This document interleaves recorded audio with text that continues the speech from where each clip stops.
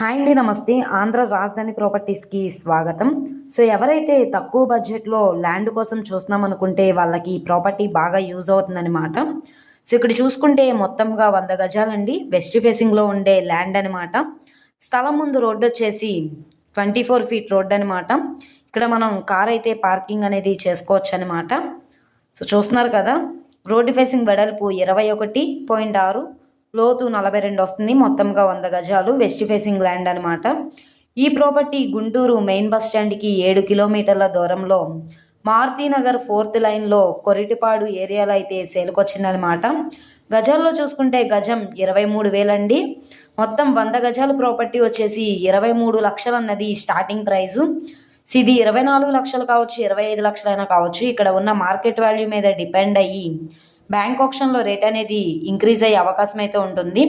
So property మీరు live visiting అనేది చేసినప్పుడు మీరు మార్కెట్ వాల్యూ అనేది కూడా ఎంక్వైరీ చేసుకోవచ్చు అనమాట. రీజనబుల్ అనుకుంటేనే తీసుకోండి ప్రాపర్టీ అనేది.